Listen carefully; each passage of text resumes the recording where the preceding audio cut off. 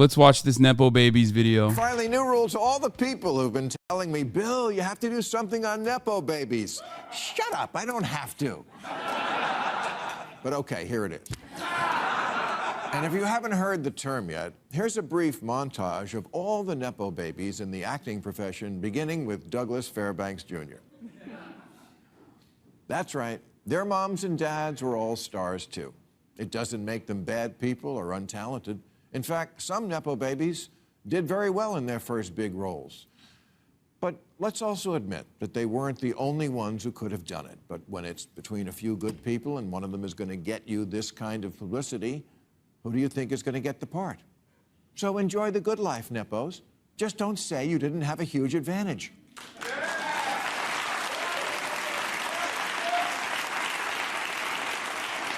Or it didn't matter that much who your parents were. Or it just got my foot in the door. This is fucking show business. Getting your foot in the door is 80% of it. Dude, wow. I can't believe I'm about to agree with him a lot. That's crazy. Yes, there are I hate that. roles that require acting. Wake up, chat. I'm agreeing with Bill Maher. Acting, please. Vin Diesel can do it. Oh my God. Why am I agreeing with him? Oh no. Bodybuilders can do it. Children can do it. Steven Seagal can do it. Not really. I did it.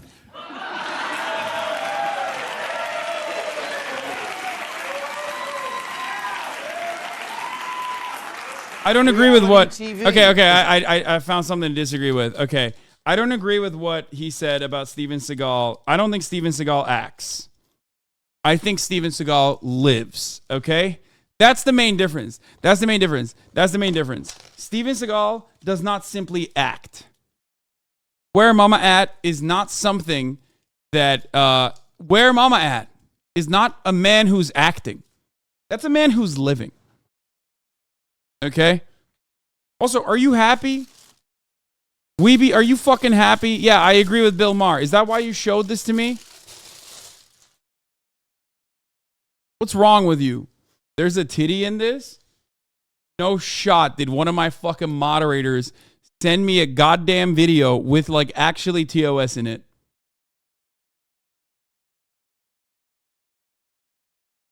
I swear to God, it'd be your own ones, dude. I got.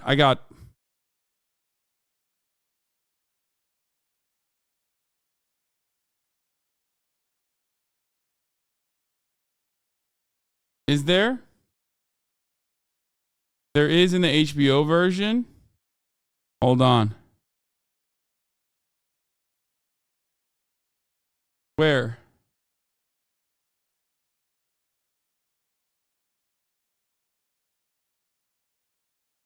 Doesn't seem like there's titties in this. 30K viewers, 60K faces.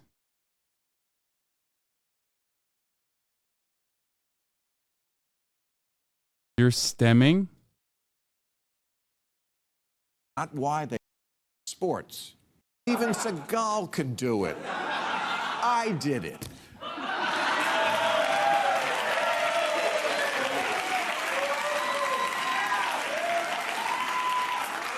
Reality TV is acting like you didn't know that glass of wine was going to get thrown in your face. Is there the titty? This is one reason why, of the top-rated telecasts on television, sports last year accounted for 94 of the top 100, because it is the last refuge of meritocracy in America. Okay, Show business is stop. full of Nepo babies. I hate this. I actually hate this. I fucking hate it so much. What's up, big dog? Found clothes? No? Okay. Oh my God. Now his writers have to watch you. No, there isn't. I just looked. It's fine. Politics is full of Nepo babies. Bro, he said last bastion of meritocracy. That's like directly a verbatim bar for bar statement of the HasanAbi broadcast. That's pissing me off a little bit. What the fuck's going on right now? Even modeling, which used to require the integrity to find a freakishly perfect 14-year-old in a small Slovenian village. What is there a titty in this? Has fallen to nepotism. But in sports, there are no Nepo babies. There are the sons and daughters of former players, but it's not why they play. Layla Ali didn't knock out 21 opponents by smacking them with her birth certificate.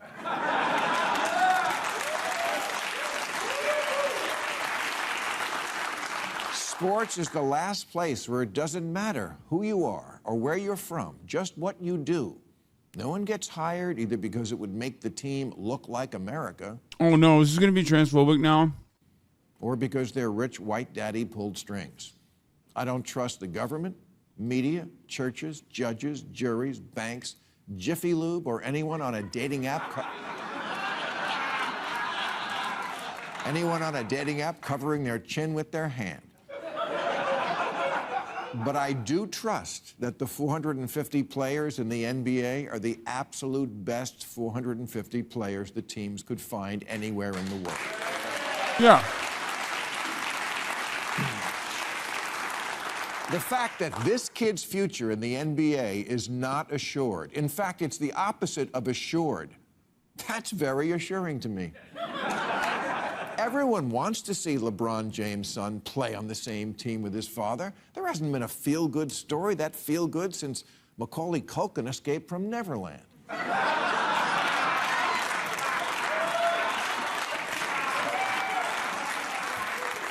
But just because we want to see it is not going to make it happen. Only Bronny James himself can do that. Doc Rivers' kid plays, but not because his father played, and so it's a great story. Arabanın içinde. Side pocket. In sports, they don't tell each other stories. Also, that's true because Jeremiah, who is my friend, does not play. He's still good, just not good enough to cut it. They perform. Maybe that's why sports looks to me, at least on TV, like a place that has really good race relations. I mean, where else do you see a grown black man crying over his white coworker? It's my team. It's my quarterback.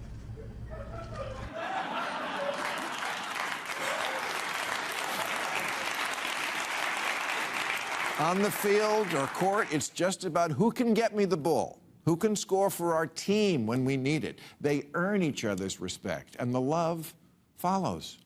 So why does America have that in sports, something that is, after all, just a diversion, but not for stuff that really matters?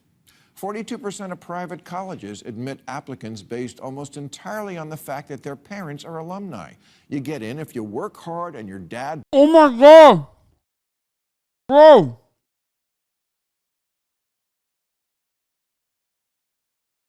What is happening?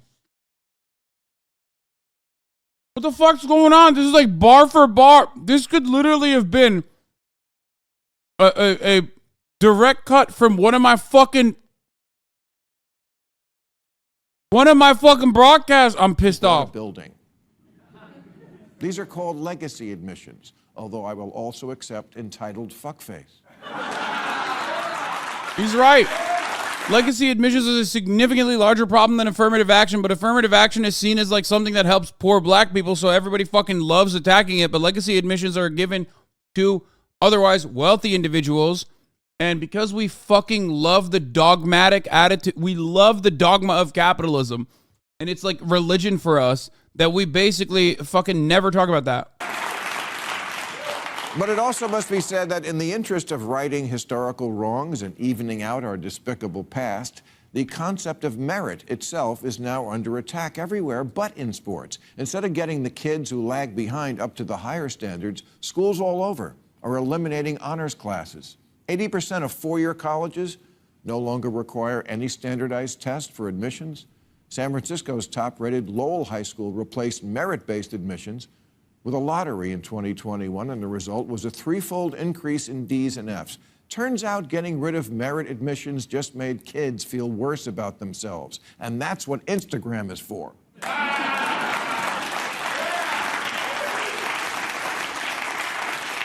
At least 16 schools in Virginia are now under investigation for failing to give students their National Merit Scholarship Awards, which are a big deal. They can open a lot of doors academically and get you late at math camp. The Republican governor there called it a maniacal focus on equal outcomes for all students at all costs. You may not like him, but that accusation strikes a lot of people as true.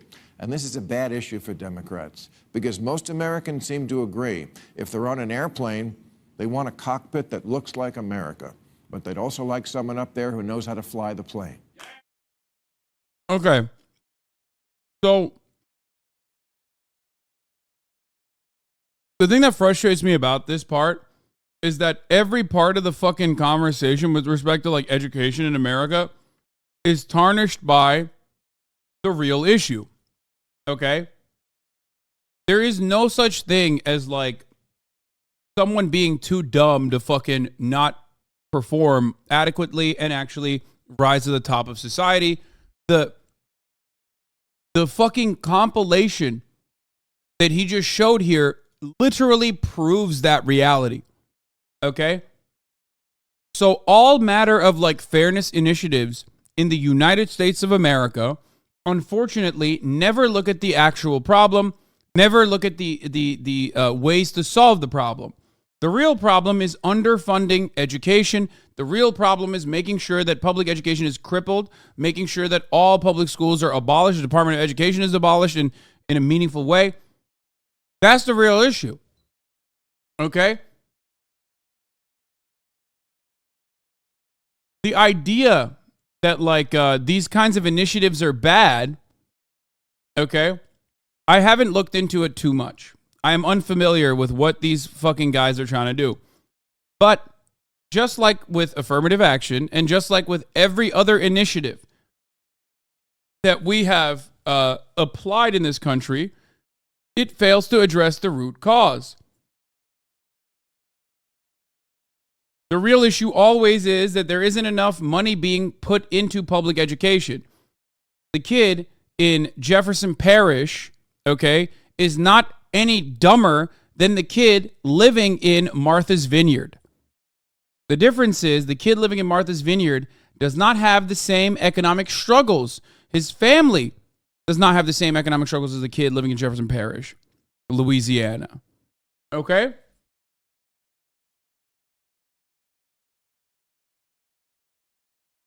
That's it.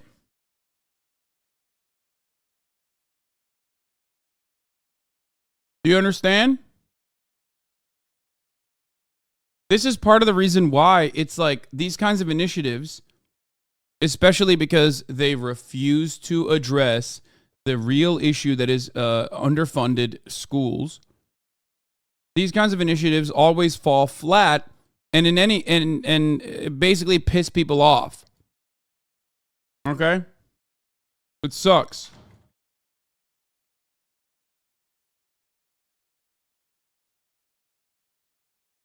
There are nations that do a very good job with their education initiatives and yield prosperous results for their labor force. I'm, of course, talking about Finland.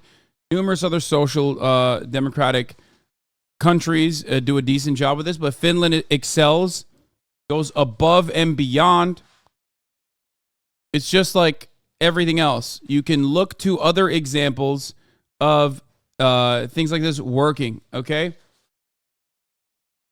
It works. It works in other countries.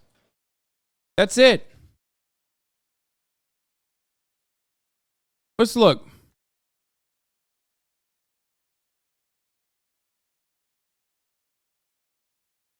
Here, why Finland schools outperform most others across the developed world. Okay, let's take a look.